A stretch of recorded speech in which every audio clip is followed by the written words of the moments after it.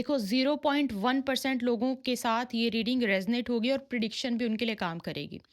I am 100% sure कि बहुत सारे लोग थोड़ा सा थोड़ी सी देर के बाद ये हो जाएगा कि नहीं सुननी, समथिंग लाइक दैट, ऐसा लगता है। ओके, आपके घर कोई मेहमान हो सकता है आए, पहला ही पता नहीं क्यों मुझे मैसेज मिल गया, बहुत जल्दी हो सकता है कोई आपके घर आए, आपसे मिलने आए, बेशक थोड़ी देर के लिए आए, लेकिन हाँ मुझे लगता है कि कोई मिलने आ सकता है। यहाँ पे मुझे जो आपके लिए मैसेज मिल रहा था वो लव गाइडेंस का मैसेज मिल रहा था, जो कि मैं आपको बताना चाहती हूँ। तो जो रेजनेट होगा मुझे कमेंट बॉक्स में बताते जाना, और अगर आप सुनना चाहो तो पूरा रुक के अच्छे से सुन सकते हो। प्रिडिक्शन भी आपके लिए काम करेगी, रेजनेट हुई स्टार्टिंग की चीज़ें तो। मुझे पता है कैसी आपके लिए गाइडेंस मिल रही थी कि देयर इज़ समबडी, कोई ऐसा इंसान है जो बहुत ज़्यादा अच्छा नहीं है अपनी बात को एक्सप्रेस करने में, अपने दिल की बात को बताने में, जो बहुत ज़्यादा अच्छा नहीं है, मतलब लड़का-लड़की से कुछ लेना नहीं, जेंडर बेस्ड रीडिंग नहीं है, टाइमलेस रीडिंग है। तो हाँ, यहाँ पे मुझे लगता है कि कोई है जिसको या तो अपनी फीलिंग्स को वर्ड्स में नहीं पिरोना आता कि कैसे वर्ड्स में बताएँ इनको। लेकिन कोई ऐसी चीज़ है जो आपसे वो बताना चाहती हैं, बताना चाहते हैं। कोई है, there is somebody in your life जो कुछ बताना चाहते हैं आपको, बट उनके पास वर्ड्स नहीं हैं। उनको ऐसा लगता है कि अगर आपको आके कुछ कन्फ्रंट करेंगे, और ये ज़रूरी नहीं है कि प्यार की प्रपोज़ल वगैरह ही हो, तो सिर्फ़ इसको लव एंगल से मत सुनना। बट हाँ, कुछ ऐसी चीज़ which is very, very important, कुछ इम्पोर्टेंट है, आपको बताना है, कुछ कन्फ्रंट करना है, माफ़ी हो सकता है, पास्ट की कोई ऐसी चीज़ हो सकती है जो आपको शायद कुछ और पता थी और आपको अब दूसरे एंगल से कोई बताना चाहे। ये कोई ऐसी ही है, लेकिन प्रॉब्लम पता है क्या हो रही है? प्रॉब्लम ये हो रही है कि उनको बताना नहीं आ रहा, उनको अप्रोच नहीं करना आ रहा, या फिर उनको ऐसा लग रहा है कि आपकी थिंकिंग, आपका पर्सपेक्टिव बहुत ही डिफरेंट है। अगर उन्होंने आगे कुछ बोल दिया और आप उसको अलग तरीके से ले गए तो बड़ी प्रॉब्लम हो सकती है। तो मैं आपको ये बता दूँ, जब मुझे ये गाइडेंस मिली ना आपके लिए, तो गाइडेंस ये मिल रही थी, there is somebody in your life who is confused and it is not, and I was like okay, ये आप लोगों की एनर्जी नहीं है, बिकॉज़ इस स्टेट में आपकी एनर्जी कन्फ्यूजन वाली किसी और की ऐसी आ रही है कि जो बात करने में बहुत ज़्यादा वो, जिनको वो हो रही है कि कैसे। अच्छा, अब इनके बारे में मैं कुछ चीज़ें बता देती हूँ। इनके बारे में जो सबसे पहली मुझे स्पिरिट गाइड्स की तरफ से गाइडेंस मिली है वो ये है कि कोई चीज़ को बहुत सोच के समझ के आपका उठना बैठना, आपके जेस्चर, अम, आपकी सारी चीज़ों को पता करके या फिर उनके बारे में पता लग जाना, उसके बाद इनके अंदर ऐसी फीलिंग आई है। फ्रॉम द स्टार्टिंग ऐसी बिल्कुल भी नहीं थी। स्टार्टिंग में पहली बात ये, जिसके बारे में अब देखो, कैरेक्टरिस्टिक्स अगर आपसे मैच होते हैं तो बहुत अच्छी बात है। अगर आपको नहीं समझ में आता है तो फिर उसके लिए आप जो है कंसल्टेशन में डायरेक्टली क्वेश्चन पूछ सकते हो कि ये इंसान है क्या, ये कंफर्मेशन के लिए क्या यही इंसान है। लेकिन अगर आपके कैरेक्टरिस्टिक्स मैच हो रहे हैं तो हाँ, उसके बाद भी अगर आपको कंफर्मेशन चाहिए तो भी आप जो है, अगर कंसल्टेशन करते हो, कंसल्टेशन में आप डायरेक्टली उनका नाम से पूछ सकते हो। तो यहाँ पे ना सबसे जो इम्पोर्टेंट चीज़ है वो ये है कि इनकी एनर्जी ना पहले पहले आपको लेके बिल्कुल अच्छी नहीं थी। I am very straight forward on this point पे, मैं बहुत क्लियर कट बोल रही हूँ। आपको लेके इनकी एनर्जी बिल्कुल भी सही नहीं थी। आपको बहुत सही नहीं समझते थे ये। बेशक इन्होंने कैसा भी आपके बारे में सोचा हो, आपको बहुत अच्छा नहीं समझते थे। आपके बारे में इनका अलग ही पर्सपेक्टिव था, अलग ही तरीके से सोचते थे। आप ऐसे हो, आप ऐसे करते हो, आप बहुत ज़्यादा, और आपको बहुत ज़्यादा ऐसे समझते थे कि आप बहुत बोलते हैं ना कि इंटेलिजेंट भी नहीं बोल सकते, शार्प माइंडेड भी नहीं बोल सकते, बहुत दिमाग होना, बहुत ज़्यादा ऐसा। लेकिन रिसेंटली कोई ऐसी चीज़ हुई है, या तो इन्होंने अपने आप से ही डिस्कवर की है, या फिर ये जिनके साथ उठना बैठना इनका आजकल है, उनके थ्रू आपके बारे में कुछ पता लगा है, या फिर कहीं न कहीं से इन्फॉर्मेशन गई है कि आप ऐसे एक्चुअली हो नहीं हो। और आपका ट्रू सेल्फ, हाई चांसेस है आपका ट्रू सेल्फ किसी को अभी रिसेंटली पता लगा है। अब कुछ ऐसी बात है जो उन्होंने मिसअंडरस्टूड की थी और वो अभी आपको आके बताना चाहते हैं और वो डिस्कस करना चाहते हैं। ठीक है? ये मेरे सामने ये जो एनर्जी आ रही थी आपकी, ये एनर्जी आ रही थी। अब बात है यहाँ पे डिस्कस करने की। यहाँ पे जो मुझे सबसे पहला मैसेज मिला वो ये मिला कि ये रियलाइज़ेशन आपके लिए हो सकता है, अगर आप अब तक समझ गए हो कि हू इज़ दिस पर्सन, आपके लिए ये रियलाइज़ेशन बहुत लंबा समय, मतलब इस रियलाइज़ेशन का बहुत लंबा समय निकल गया।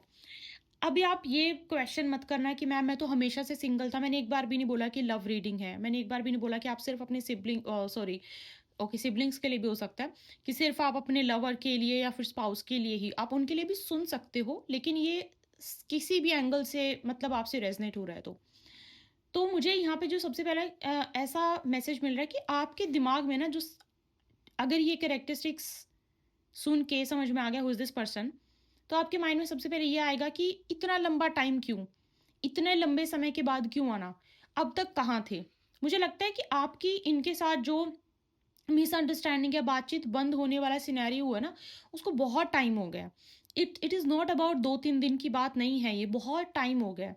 और शायद उस टाइम में आपने बहुत बार इनको समझाने की, बताने की कोशिश की, उनको ये दिखाने की भी कोशिश करी कि आप सही हो, या फिर अगर आपने नहीं भी करी तो आपने अपनी तरफ से कोशिश करी कि चीज़ें सॉर्ट आउट हो जाएँ, बात हो जाए, या फिर आपका जो एक्चुअल में जो आप अभी उनको पता लगा है ट्रू सेल्फ, वो चीज़ आपकी उनको पता लग जाए।